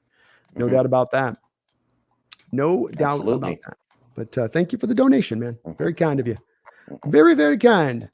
So let's get down to well, I think offensively, I wanted to ask you on this. We did talk about the defensive parts we're dealing with, but we've talked about how we attack with maybe trying to get a little more of the double teams to Aaron Donald. What's your manner of offensive approach here? Do you say, Geno threw 57% of the time last year with this offense, especially last year started out really was throwing the ball a lot? Or do you try to lean more into a balanced approach here against this Rams defense? I mean, you can kind of attack them wherever you want, I guess. So it's like pick your poison, surf or ski. It's either one should work. Well, I'm all about taking what the defense allows you to have, but based off this preseason, our running game might not be there yet, right? Like it didn't look that good. We had a couple good runs, we had good moments, but overall the running game just didn't look great. And I know a lot of it was with backups and third stringers, but I think that even before this season, even before the preseason, we both looked at it and went, that Evan Brown, Phil Haynes area of the offensive line is a weakness. And if you're trying to run the ball up the A gap and the B gap, that's not really what you're not going to be thrilled with the results there. Yeah. So I'm still kind of thinking like this is a pass first team now. Pass first with Cross and Lucas as your tackles, both superior pass blockers to run blockers, with the receivers that you have, especially because it looks like JSN is going to play. I would be very surprised at this point if he didn't play. Yeah. This is a passing team. This team is meant to pass the ball. So I think that is your identity right now, especially if Walker is in any way inhibited. So yeah, I would go with that. I love it. I'm the same way. I do keep, like you do, coming back to the offensive line being, as it stands right now, 4/5 of it is basically pass block based. That's where the strength of it is, at least going off of where it was last season and where I think I would expect it to trend to. I would like to see them come out here, Brendan, with giving Geno a lot of control at the line of scrimmage, like you just talked about. We're going to hit them where they're weak. So if they want to come up with 7-man boxes, or they're going to come in overload to one side, give Geno that control you gave last year at the line of scrimmage to be able to change into the way to then attack that defense. I like that. I like getting him some early short passes in the first game of the season out on the edges, Brendan. Work the tight ends a little bit.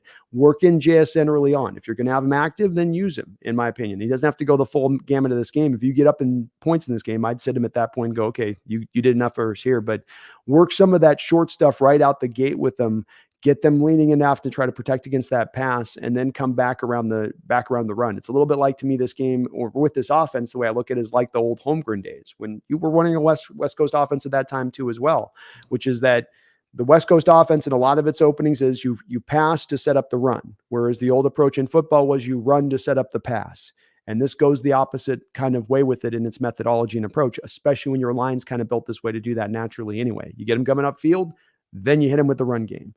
That's when you counter back down on them. So I would love to see Geno be given the ultimate control in this game, Brendan. Don't try to have him do too many home run throws right out the gate. It's the first game of the year. Get him in rhythm. Get him kind of cooking, going a little bit where he's feeling good about a couple of nice, short, easy passes, and then let her rip. Then test this defense out. Probe, Yeah. It wouldn't surprise me if this Seahawks game ends up looking a little bit like the Huskies game last week, where a little bit of a slow start, a little bit funky, a little bit in a rut, because it's the first game of the year. Could be a little bit of stuff like that. And then you hit the second quarter and it's just bombs away. Yeah. I think it could end up being something like that as well. So I'm prepared for that possibility. But I definitely want to let Geno be in control of this game. We've set it all up for him. Yeah, we really have. And it was the strength of his game last year was that control at the line of scrimmage and reading it right. He's already shown it at times in this preseason, Brendan. There's the Jake Bobo play against the Packers in the final preseason game where he's recognizing the blitzers coming right up, right? They're not up in the A gap, but they're coming up from 7 yards of depth up to 4 yards of depth. He catches it, changes out of the play to what Bobo needs to do on the outside, make sure he's got his protections in place to handle the blitzers so that the long developing route, the sluggo route, can then develop and get free over the top, because you can change the play. And if you don't handle your protections, the free rushers are going to get there before the sluggo can get to depth, because it's going to take some time to roll. So he still has shown off that ability even in the preseason. Let him lean into that. Trust him in that aspect of it. He's been working his butt off to put himself in this position. And I think you're going to come back to finding success with it if you let him kind of carry the day on that. Let him have a little bit of that freedom. Don't play this game from a point of being scared. Don't play this game of like trying to not make mistakes, or let's just try to shorten the game down as fast as possible. Step on this team quick, step on them early, put your foot on their throat, and they're going to lay over to me. This is not going to be a team this year that's going to be bouncing back with a lot of resiliency to it, that they know what they are. They know where they're going. They know what the season's about due to be had. And so make them feel it. And I think if you do, you get that team to wilt quick. Yeah. There are teams that are going to have resilience, but you wouldn't expect a team like this to be. The one thing I would say is it is still week 1. It's not like they're 2-10 going into this game and they're just looking for an excuse to stop trying hard. But I think they deep down know what's up. Deep down, they must understand. Like, I know it's preseason, but they got blown out by that Broncos team in the last game of the preseason. It was Broncos backups. It was 41-0. Yeah. You can't tell me that means something. That tells me that your depth is really, really bad at the very minimum. Yeah. And I agree. You're going to get a good hard effort, but I think if you got a guy like, let's say, Aaron Donald, who, if it's a 3-point game late into the third quarter, he's probably giving you still everything he's got. If it's a 15-point lead in the third quarter, Does that guy start to kind of, okay, it is going to be one of those years. I still want to play a couple years. I want to be still upright for a trade deadline deal, which I think the Rams very well could end up doing something like that with Donald when it comes down. I'm almost kind of expecting them, frankly, to do something like that. And if that's the case, then maybe that lightens up in that point, just a bit. But I do think you can kind of get on these teams a little bit and get them in that slab. Like, well, we're going to Seattle first game of the year. We knew this was going to be a tough one anyway. Let's just pack it in and get through this season.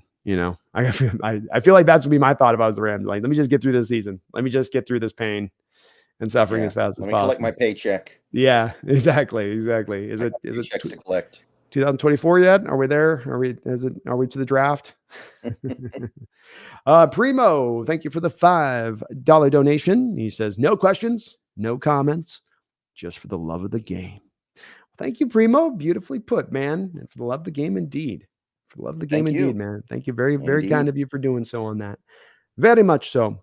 So we stomp on them defensively. We stomp on them offensively. You and I don't have to worry about what we're going to do in special teams. I mean, they're just bringing that kicker up from the practice. We got to beat special teams wise too. So we've got them kind of in all three phases of the money football. We spent on our special teams. We better. Those guys better bring it. Better be a strength of this team. So let's get down to kind of a bottom line on this one. Is I don't think that this is a game that we're going to have some games like next week, Brendan, that I think are going to take a little bit of time to really kind of, especially this Lions team and what they bring and what they offer and the difficulties that they provide. This game's not going to quite be as much as that as some of the other games we look at this year.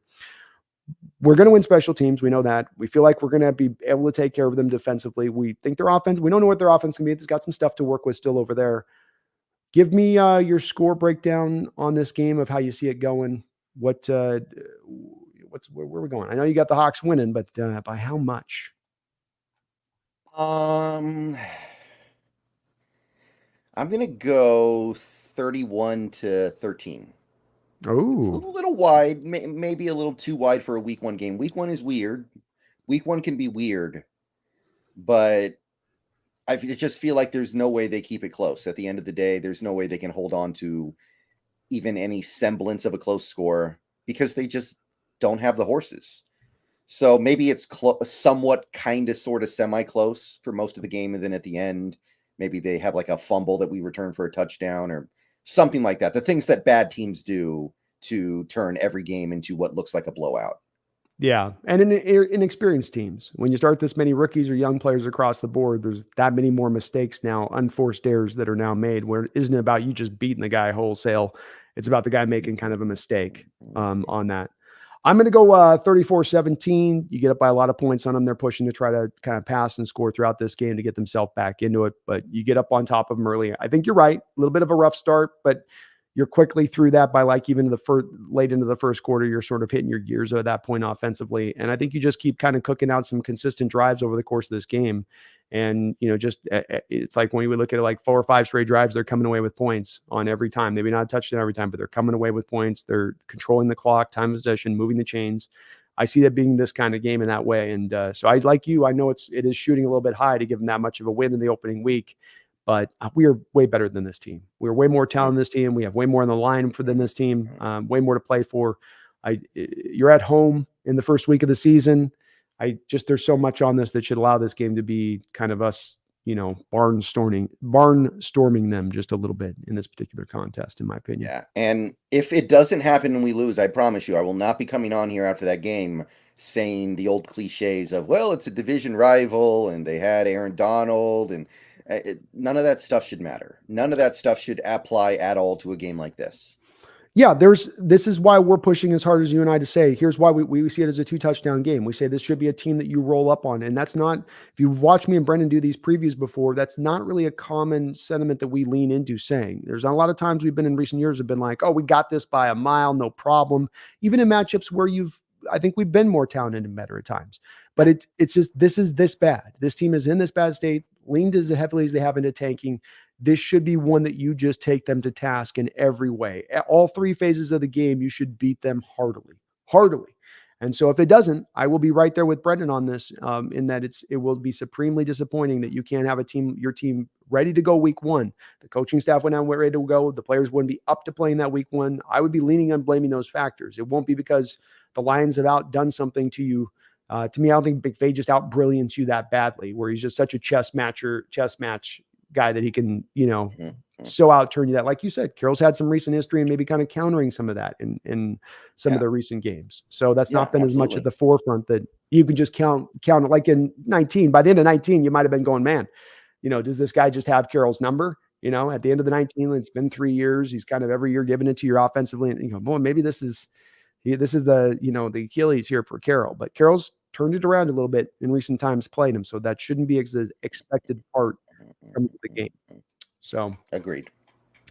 Well, that definitely does cover us, I think, here for this upcoming matchup, Brendan. I want to do one last little bit of discussion to button this out about the trade the Seahawks make, because this is really, for me, in doing these channels and talking about the Seahawks like we do, it's these kind of situations that it tickle the brain for me as much as anything, because this is roster building. This is philosophy. This is what is the right time to strike. Is it best to go now, or is there a better player down the line that you'll spend less money for, less draft capital for if you wait down the line? When you look at this situation right now, in your gut, and I've got an answer on this one too, is it one where you feel like there will be a better deal down the line? I know I've asked you a little bit about this, but I think this is an ever-changing answer a little bit week to week, and because market conditions change. Bosa signed, Chris Jones signed, DeBoer Buckner becomes open on the market, maybe potentially at some point here soon.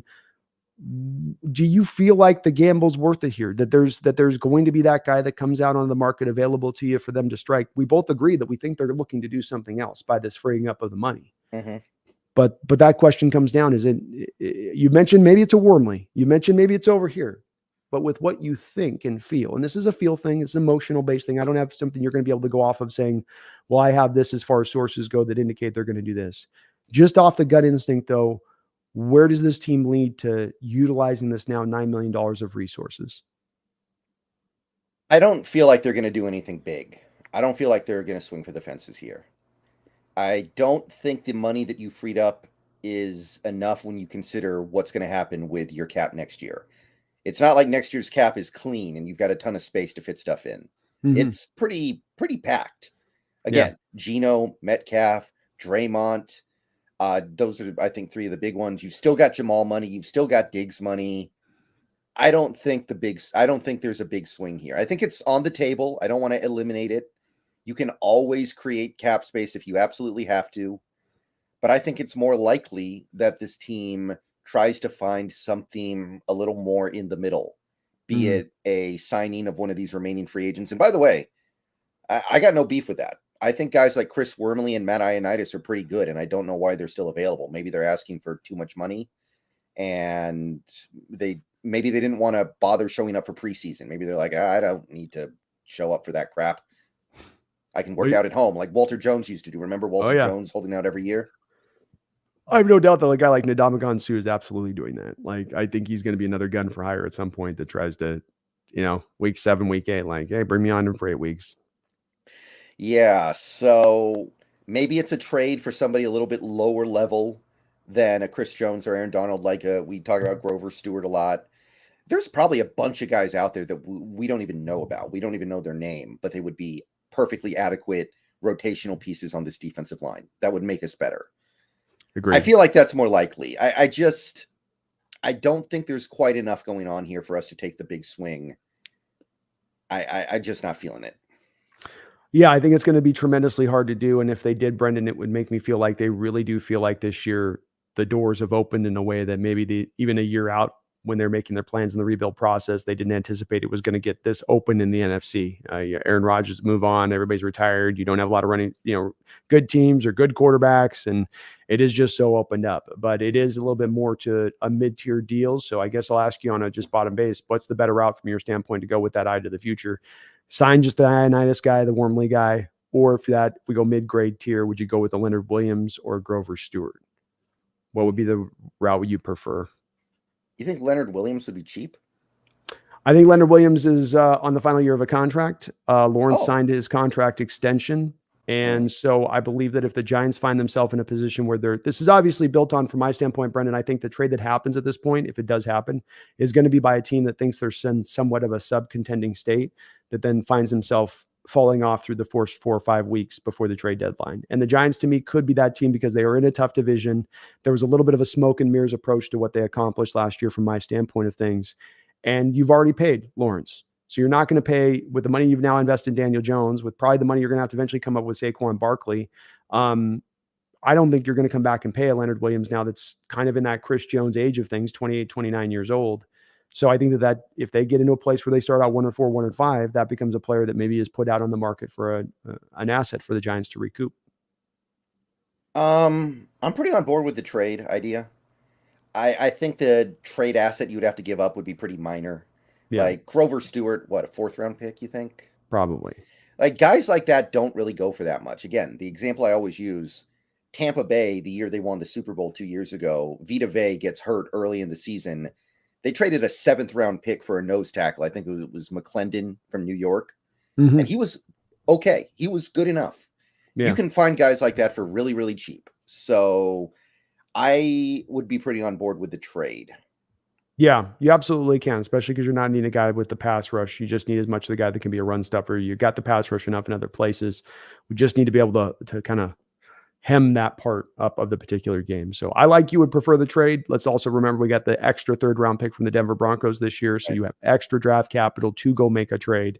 We now have the cap space, Brendan, now that Jamal Adams has freed up his money. So you're sitting on some nice little items here to jump, to pounce when the time is right, whenever that time, may be. Mm-hmm. Paul Third, thank you for the $2 donation. I appreciate you on that. He says, Hawks 34-7. Let's go. Cam Akers better off calling in sick. Honestly, I feel like Akers is the only guy in this game who concerns me in any way. And that's partially because of our run defense being a work in progress, partially because he's been good against us before, partially because his offensive line is actually pretty decent. But I'm not really afraid of Aaron Donald. I just feel like we can throw so much stuff at him in a game like this. We can handle Aaron Donald. I'm not really afraid of Matt Stafford because he doesn't have his favorite receiver. Yeah. But Cam Akers could be okay. Cam Akers could be. And you ran for that back in 2020, 220 yards in the playoffs, 4.8 yard per carry average. And one of those was of course, against the Seahawks. So like you said, he has given us some fits and troubles at times. He's a hard runner. He's not going to, have a lot of negative plays. And if that offensive line can find holes against this front, especially in those A and B gap runs, we didn't talk about it for the defense, but a big part of probably stopping the run today is going to be how do you handle the A gaps and then how do you handle the fly sweeps? I mean, it's really going to come down to those two spots because the Rams are going to hit you between the two where they probably think they're catching you leaning the other way. And how you clean that stuff up, how you keep your gap integrity, how your safeties come down and help in the tackling and your corners help in the tackling game are going to determine whether you're not able to take that away from the Rams. Carroll at his forefront wants to create a team that's going to, turn you into one-dimensional attack and one-dimensional from the standpoint of pass, not one-dimensional from the standpoint of run only. So that's what they're going to want to take away first and foremost. But I agree with you, Brendan. It's a big key in coming out of this game with a win is keeping that running game under control, not letting them control the game, control the time of possession, eat the chains, keep your offense off the field. Like we saw the Lions trying to do tonight, and they did a pretty good job. I mean, they kind of snuck this win away from the Kansas City Chiefs, but they did do a good job as much as I didn't like as much their conservative nature of leaning in and just trying to drain that clock throughout the course of this game and reduce the amount of possessions in this game. And with it, the amount of times Mahomes could come out and cause them harm. Yeah. That's basically the only recipe you could imagine for them winning this game, right?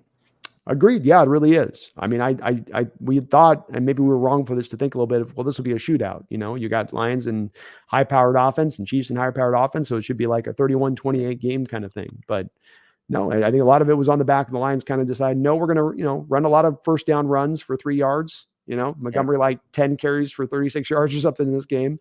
And we're just going to stay and lean on it if we got to, and we'll slide out of this win. Good on them. Good on them. And boy, that Lions team looking every bit like the team I thought they was going to win that division, Brendan. They should definitely win that division. Do you think the Vikings are going to be any good this year? I think their offense is going to be productive, but I think the defense is going to continue to be a complete work in progress. Yeah, they won, I think, 13 games last year. I don't think they get to half of that this year. I think maybe they get to 7 actually. So yeah, I think that's a team that's going to fall off big time. So yeah, I think it's a division that probably ends up with a lot of teams in that 7 to 8 win mark. Like I can see the Bears and the Packers being in that same place, and then the Lions getting out of it with like a 10, 11 win season ends up winning them the division. I think that's how that boils down for them. I don't see the Lions like a 12-win team. I think 11 wins is their ceiling. Yeah, that's what I had too. Yeah, it makes sense. It makes sense. It'll be fun previewing them. They played an interesting game here against the Chiefs. They've got some players, Branch out there, the rookie at Alabama with the pick six. Hutchinson, boy, he looked every bit as good as he did last year. He was active all over the place. Kaminsky on the inside defensive tackle, and Goff shows you he can sometimes do just enough. It isn't always like artistic with Goff, man. He's sometimes rough to watch from the quarterback position. He threw one that got knocked down today. It was a dead duck when it left his hand. It didn't take like 20 yards down the field to see it dead. It was like the wings were down by the sides. The head was flapped over, Go, boy, he throws a brutal ball sometimes. Yeah. Sometimes you wonder how he went number one overall. Like, he's not mobile. He's not smart. He's actually the opposite of smart. Remember all the stuff about how McVay basically had to think for him. Yeah. But you still saw it. You still saw it tonight when he drops back and he sees it and it's clear to him. He can look very functional and good. But if he drops back and things are a little bit muddled up, he's the opposite of the off-script guy, and I agree with you. I didn't understand it as much at the time either. I mean, he didn't have the great production coming out of college with California. It wasn't like, well, he's thrown for 3,500 yards back, like Penix seasons that he'll put up. It was a lot of this, like, well, he's got the size and it's the throws real good velocity. And yeah, but I mean, yeah. I don't know. He's just always, to me, underwhelming a little bit. He's got his share of people that like him. I think he's underrated, but I think he's rated appropriately. Yeah, sounds about right to me. Paul Third does mention Brian Flores is there with the Vikes as their new DC, so maybe that'll help them improve on that just a little bit with that, Paul. That's true with that. The problem I have with him is not as much just to being a schematic thing. Obviously, they tried to change to the Fangio scheme. They did what we did, which is they went from a 4-3 to a 3-4 without actually bringing on the personnel to accommodate the 3-4 change, and it failed. Shocker, yeah. So we'll see how it goes this year with them on that with that change. But there, to me, it's about, for me, Paul, personnel being light. It's that they're just not really all that talented on the defensive side of the ball. Harrison Smith getting up there in age, kind of getting long in the tooth. They lost. Harrison Smith is still there. Still there rolling, man. Still there rolling. And but they did move on from Zadarius Smith, so now all they got's really Daniil Hunter out there. And Daniil Hunter, yeah. Brian Brees. Do they still have Eric Kendricks? Or am I like 6 years behind on that one? No, him and Harrison Smith, man. They're the Energizer Bunnies. They keep going. They're not at the place they were at 4 years ago where they were one of the better at their position in the entire league. They've just got that a lot of football getting a little bit old. Team Money, Israel, thank you for the $5 donation. I appreciate becoming a member and also the donation. So thank you very much for that. He says, I listen to you both every day in Seattle while at work. You keep it 100 and keep me updated with the Hawk news. Your work is priceless. I'm all in. Go Hawks. Wow, what a kind comment there, Team Money. Thank you Team Money. Thank you so very much. That's certainly the aim for both me and Brendan. We try to work really hard at making sure that we are up to date, that we do know what we're talking about, that we're not out of school. If we give you guys an opinion or something that we think is what's going on in a situation, there's usually a lot that's gone into our determination to arrive at a conclusion. So thank you for that, man. It's good to know that that's coming off in the right manner. That is definitely the goal that we're trying to seek out here and what we're both trying to accomplish on our separate channels here. So thank you so much. Very kind of you, man. Glad to have you listening. There's something nice about it, Brendan, that somebody at work just kind of listen to you like I'm sure you've done in the past. You've been in, I think you're in IT as well. You've got something in the background as you're working on something, and something kind of comforting doing these channels, that knowing people, that's how people are kind of, tearing through your content, hearing your content, like we've done in the past for probably different people that we've listened to and whatnot. Right. Absolutely. All right. Well, Team Money, thank you for that donation, finishing us up in a really nice way. Me and Brendan do believe that this is going to be a pretty easy win for your Seattle Seahawks this year. Not without maybe some troubles. Not this first game. Not without, there's going to be a couple moments that they're going to make you nervous. It's not going to be the Seahawks if they make you a little bit nervous at one point or another. But we are expecting them to come away from this victory and come away with it comfortably in the first game of the season. So hopefully our fellow Seahawks fans can prepare themselves for being mighty happy here after this first game of the year. Like starting out this way, Brendan, don't you? Kind of start where you start out with a nice opponent. It's nice, kind of just a workable opponent, as opposed to getting somebody that would be just completely hell to deal with in the opening matchup. I mean, we've been winning our openers for a few years in a row here, right? Because we beat the Bengals 2019, 2020. We beat the Falcons. There we go. 2021 we beat the Colts. Last year we beat the Broncos. So we're kind of used to starting out on a good note. We are. Let's keep it rolling, Brendan. Let's keep it rolling this year. Let's make it a yearly thing that we just get that opening dub no matter what. So, but I like having this game versus like if we had to get the Cowboys or something with the first matchup. This one works to me so much better as a fit for the opening game. But we get to see how it goes now, folks. It's all about to be live. Off season's over. It's about to be real deal. What are your Seahawks going to do this year? They've built up maybe one of the most talented football teams that we've seen here in their entire organization's history, but they are damn young. Can Coach Carroll take this young crew of pups to the promised land like he has before, both in college and in the pros? Can he get that out of them this upcoming year? Are the Seattle Seahawks going to make a big over-the-top move to put them over the top this year? It's going to be fun to buck. It's going to be fun to track, monitor, and see if it actually goes down. But this team is going to be, I think, Brendan, no matter what, an entertaining team. And it's going to be a fun season to watch and break down as we go through and do this throughout the course of the year, man. So thank you, as always, for doing this. I really appreciate you coming on in the house here and chopping it up with me as we ever do. And we will be back on Tuesday, 7 o'clock Pacific Standard Time. We'll be doing the show 7 o'clock Tuesday, 8 o'clock on Thursday will be how this goes. We're trying to do on Thursday a little bit right as the game's about to finish up here as far as Thursday night goes. So we'll be back on Tuesday with the game wrap up here on my side of it. Until that time, I hope me and Brendan don't have to remind you. I hope we don't have to let you know as we're about 2 days away from the opening game. We should be hyped. You should be on the edge of your chair. Your heart should be palpitating. But if it's not, if you aren't in that state of mind, then you need to get there right now. Let us remind you right now. Don't you ever forget. Keep it to the forefront. Your team might be out there doing some special things this year. You want to keep your eye on that prize. And do not ever forget. Go Hawks. Go Hawks.